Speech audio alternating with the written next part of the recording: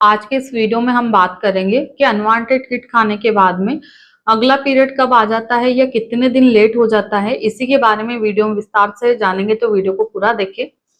तो आइए हम समझते हैं कि जब भी कोई महिला अनवांटेड प्रेगनेंसी को हटाने के लिए अनवांटेड किट, मिफीजेस्ट किट या 5 टेबलेट का उपयोग करती है।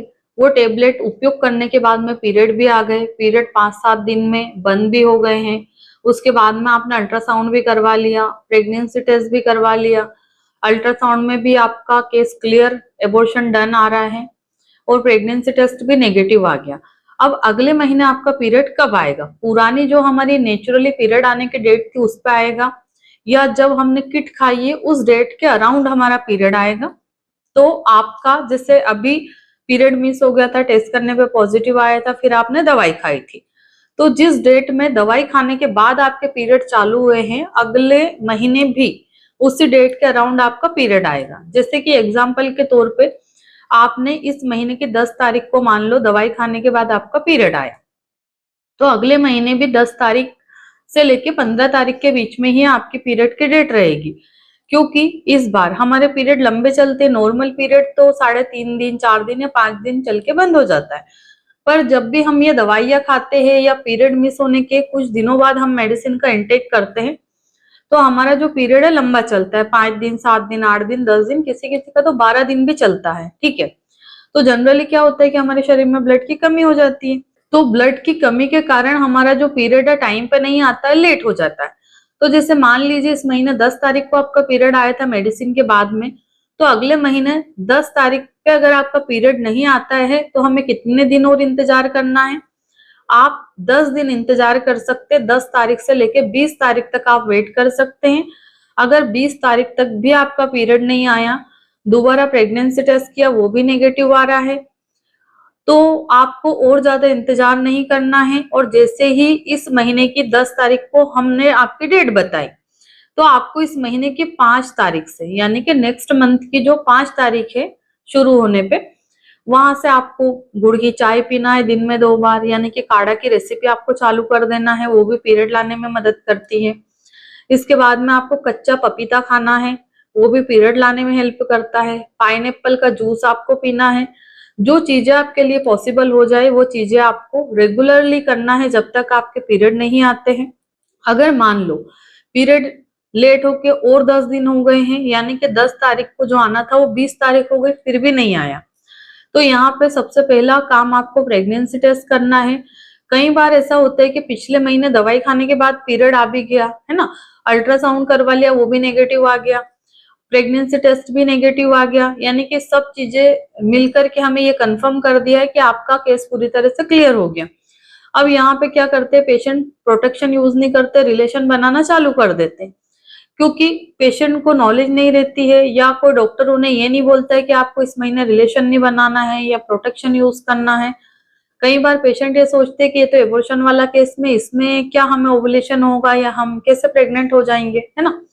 तो पेशेंट रिलेशन बनाना चालू कर देता है, उसके कारण पेशेंट दोबारा प्रेग्नेंट हो जाती है, और उसके चलते ही हमारा पीरियड टाइम पे नहीं आके डिले हो जाता है, और जब टेस्ट दोबारा करते हैं प्रेगनेंसी टेस्ट, तो फिर से पॉजिटिव आ जाता है।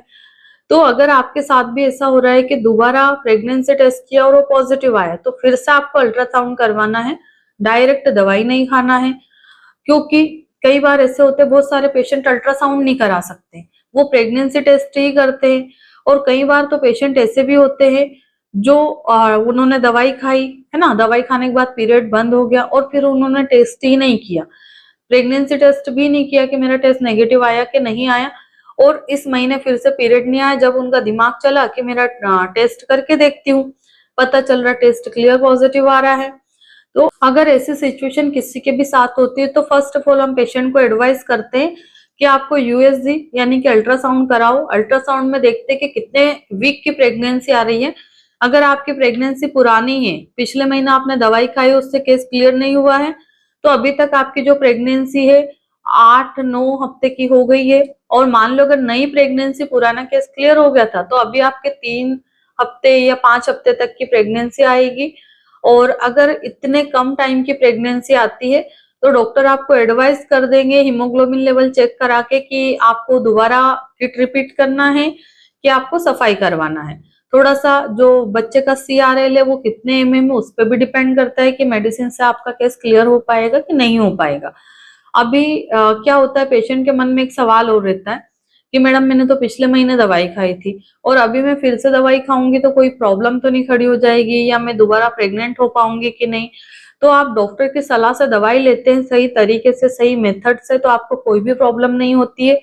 आप जब भी प्रेग्नेंट होना चाहते हैं फ्यूचर में 6 महीने बाद, साल भर बाद, या 2 साल या 4 साल बाद, आप बिल्कुल प्रेग्नेंट हो जाओगे। मन में ये डर अभी से नहीं बिठाना है कि मैंने अभी 2 बार दवाई खा ली एक ही केस को क्लियर करने के लिए, या पिछले महीने दवाई खाई वो केस क्लियर हो गया फिर से प्रेग्नेंट हो गई और अभी मुझे बच्चा नहीं चाहिए तो मैं फिर से दवाई खा रही हूँ। तो कहीं ये दवाइयों की वजह से मेरा फ्यूचर प्रेगनेंसी में कोई प्रॉब्लम तो खड़ी नहीं होगी, तो ऐसा नहीं होता है।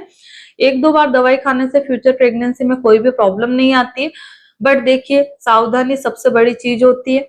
ऐसा नहीं है कि आप ट्राई पे ट्राई करे जा रहे हैं तो वो चीज अच्छी नहीं है, क्योंकि एक बार किट खाने से महिला का शरीर इतना वीक या कमजोर हो जाता है कि उसको 2-3 महीने रिकवर होने में लग जाते हैं। तो अगर साल में आप 2-3 बार भी ये दवाई खा लेते हैं तो फिर आपके तो 5 से 6-7 महीने ऐसे ही चले जाएंगे रिकवर होने में। महिला रिकवर ही नहीं हो पाएगी, उसको खून की कमी हो जाएगी, यूट्रस में इन्फेक्शन हो सकता है टुकड़े छूटने के बाद में, उसको स्वेलिंग आ सकती है, पेट भारी हो सकता है, महिला का वजन बढ़ सकता है, क्योंकि बार बार हार्मोन इनबैलेंस होते हैं, हार्मोनल चेंजेस होते हैं। तो कई बार महिला की बॉडी उन चीजों को अच्छे से एक्सेप्ट नहीं कर पाती है और हमें साइड इफेक्ट दिखने को लगते हैं। तो अनवांटेड किट खाने के बाद अगले महीने हमारा पीरियड 8 से 10 दिन लेट हो सकता है। अगर 10 दिन लेट हो गया है और फिर भी नहीं आया, टेस्ट किया नेगेटिव आ रहा है, तो फिर आप डॉक्टरी सलाह के साथ दवाई ले सकते हैं। पीरियड लाने के लिए मार्केट में बहुत सारी दवाइयां अवेलेबल है। तो पीरियड लाने की नॉर्मल हार्मोन पिल दी जाती है जिससे कि 5-7 दिन दवाइयां देके और नेक्स्ट मंथ का पीरियड लाया जा सकता है। यहाँ पे कई बार मैं ऐसा देखती हूँ कि पेशेंट हॉस्पिटल जाते हैं और अल्ट्रासाउंड करवाते हैं और उसमें कचरा तो कुछ भी नहीं दिखता है, थिक एंड एंडोमेट्रियम आती है और पेशेंट को डॉक्टर ये एडवाइस करते हैं कि आप सफाई करवा लो। जबकि पेशेंट का प्रेगनेंसी टेस्ट नेगेटिव आ रहा है और ओनली थिक एंड एंडोमेट्रियम आ रही है, तो पीरियड लाने की दवाइयां देने के बाद हमारे पीरियड आ जाते हैं तो यहाँ सफाई का कोई मसला ही नहीं रहता है। अगर आपके साथ भी ऐसी सिचुएशन है कि डॉक्टर आपको बोल रहे हैं आपको कोई प्रॉब्लम नहीं है फिर भी बोल रहे हैं कि आपको DNC कराना पड़ेगा, ऐसा एडवाइस कर रहे हैं, तो मेरी ऑनलाइन कंसल्टेशन अवेलेबल है। अपॉइंटमेंट बुक करके आप मुझसे बात कर सकते हैं। जो भी प्रॉब्लम है, जो भी रिपोर्ट्स है, आपने क्या हिस्ट्री है, पूरी जानने के बाद में जो भी बेस्ट सजेशन रहता है वो मैं दे देती हूँ पेशेंट को। क्योंकि बहुत सारे पेशेंट को जैसे उन्होंने दवाई खा ली, केस क्लियर नहीं हुआ, RPOC आ गया, तो उसके बाद भी अधिकतर डॉक्टर उनको DNC रिकमेंड करते। पर मेरे जो पेशेंट है बहुत ही कम पेशेंट DNC पे जाते, मेडिसिन के माध्यम से ही उनका केस क्लियर हो जाता और पेशेंट भी हैप्पी रहते और DNC कराने से भी वो बच जाते। आशा करती हूँ इस वीडियो के माध्यम से मैं आपको अच्छे से समझा पाई हूँ। धन्यवाद।